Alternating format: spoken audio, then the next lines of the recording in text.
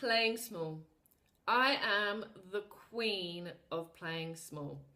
Now, the thing is literally, hand up, I have played small for many, many years, and it gets you nowhere, and it basically accomplishes nothing. So how do you know that you're actually playing a small game? Where does those rules come from that you're playing, and how can you change that so you can step up to a bigger version of yourself? So if this video can literally inspire one person to step up into a bigger version of themselves, then I've accomplished what I've set out to accomplish. So here we go. From my experience of playing small, which isn't a good one, there's two areas that we need to look at. And one is your random inner dialogue. So if you like, that's the voice in your head that is going over and over and over again, telling you to play a small game. And it goes a little bit like this. I'm unworthy, I'm unlovable, people will judge me, who am I? I am one person in a world of everyone, who am I to step up and make a change? And it will keep going on and on and on and on and on like this. Where does that voice come from? Who put it there? Here's the thing. It comes from when we were children. We've brought this from the experiences that we had when we were children. And it could have been through an experience when we were at school. It could have been through our parenting and mentoring. It could have been through a cultural experience. And we bring these experiences where we learn the beliefs and the thought patterns forward to now.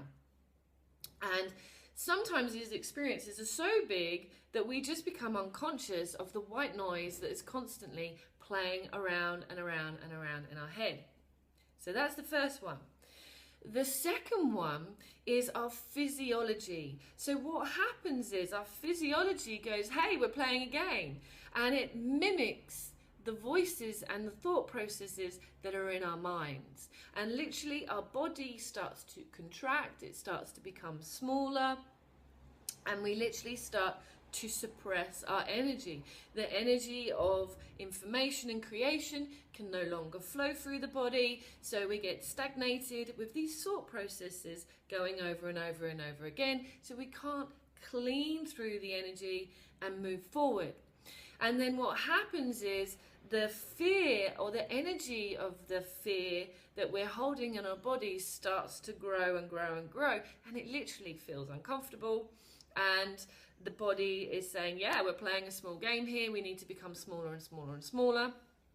And then what we do is, as that fear grows in our belly and it grows upwards and outwards out of the body, we start to suppress it because we don't want to look at it, and we don't understand why it's there, and it just feels really uncomfortable. So we might do a few things. We might go and do emotional eating, where we eat and eat and eat, so we just can't feel our bodies anymore. Or we might actually go and disconnect from our body and literally go out into the world, put ourselves into multiple different projects, and keep busy, busy, busy, busy with everyone else's business, apart from being with us and with ourselves. Or you might use other substances to just really numb yourself from feeling those emotions within the body. But the key to this is the experience, and basically being okay and using the emotion and using a perspective, a different perspective that you already have, to really change that fear and that energy. So how do you identify whether you're playing small? Well, in the self-development world, there's loads of techniques, meditation, hypnotherapy, etc., etc., etc. The list goes on. But literally, we're going to hack through all of that stuff. And I'm going to give you literally a tool now to identify with the fact that you can see how you're playing a small game literally by looking at your external environment. Your external environment reflects back to you exactly the type of game you're playing. So, are you struggling for money? Are you in a job that you don't like and every day you just go to, but it really is in alignment with you and your values? Are you in a relationship where you're constantly feeding and propping up the other person rather than actually nurturing and caring for yourself? Are you in a family unit where you're literally giving everything you've got to that family unit apart from yourself? Are you spending your energy and time on other people's projects and other people's ideologies and missions and purposes rather than really listening to who you are and what you're passionate about? Do you have friends that every time you go out with your friends there may be a drama or maybe an experience that you just don't feel comfortable with? The feelings that you get from these experiences gives you the indication that it's really a small game that you're playing. Because when you're playing a big game, yes, it feels uncomfortable, but you turn that feeling and that emotion of fear that sits into your body into an exhilaration, into a joy, into a feeling that helps the energy flow through your physical body and gives you motivation, builds your willpower, and allows you to step forward. So, here's a quick story. When I was younger, probably about 4 years ago, I literally went on holiday with some friends of mine and they went off snorkeling through the reef and had a great day. I wanted to conquer one of my greatest fears. Now, one of my greatest fears is heights. I really don't like it. I'm still working through it, and one day I might move through that fear completely.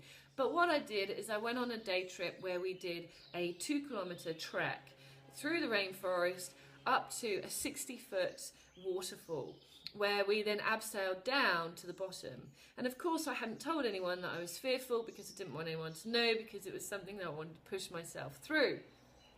However, this is the thing, we got to the waterfall and I abseiled down the first 20 foot. It was okay. Actually, you know, it wasn't as bad. I built it all the way up, and as I went down that 20-foot drop, it was not so bad. I still had adrenaline pumping through my body. Then we had to take off our safety equipment and move from one side of the river to the other, where there was a guide waiting for us, and literally all the safety equipment had gone, and this was a gushing river. I managed to walk to the other side, hook myself on, and with the guide's support and advice, step over and go over the next 20 foot. The thing is, as I went over, suddenly my feet disappeared. I went under the waterfall and literally lost the plot. There was a cave that sat behind the waterfall and I couldn't feel anything anymore with my feet. And with the support from the guide above and the guide below, I managed to pull myself together. I managed to swing across to the side of the waterfall that I was meant to be abseiling down. And I literally, step by step, little by little, with the support of these two people, made my way down to the bottom pool. Now the thing is, when I got down there, I literally unhooked my safety equipment, fell to my feet, and my whole body was shaking. I had adrenaline pumping through me. I had energy pumping through me. But the thing is I had this huge smile on my face. And the reason I had a huge smile on my face, because in that moment, I had moved through my fear and everything had turned out okay. And from that moment forward, I could use that experience as an anchor, as a metaphor to help me move through other experiences in life. And it was terrifying, exhilarating, and exciting at the same time. So I changed the perspective of the fear that I once felt.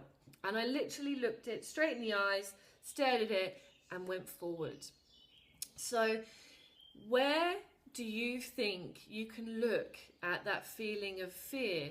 And I'm not saying you need to go and jump off a 20-foot water or 60-foot waterfall, but what I'm saying is, where can you look at the fear in a safe environment where you're guided by two people that will support you and then help you move through that? So what you need to do is you need to pick 3 things that basically are attached to your fear.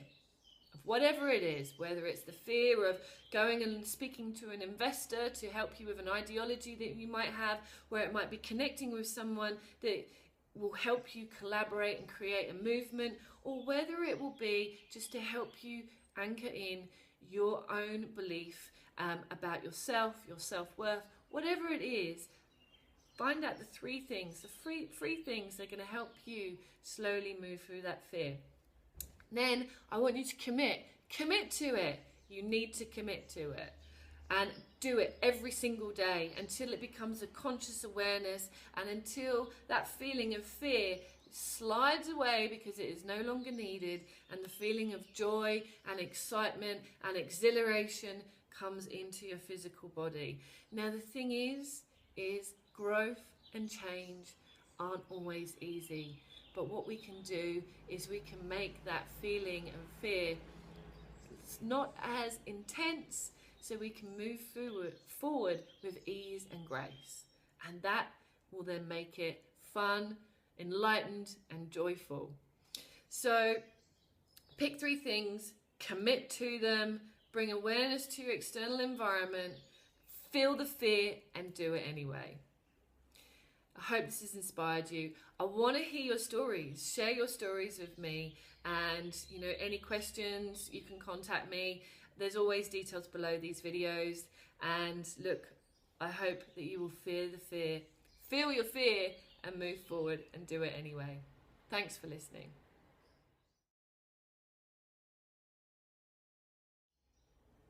Thank you for watching this video. Look, if you think that you know someone who might benefit from this, then please share it. Again, press like so it will go out to other people who would be interested in listening to this video below, or you can subscribe to the channel, or you can jump across onto the website where you can find out about how you might be able to work further with me. My name's Krista. I am the energy coach. Live the extraordinary, be the extraordinary. We literally find ourselves on such a beautiful planet. Bye for now.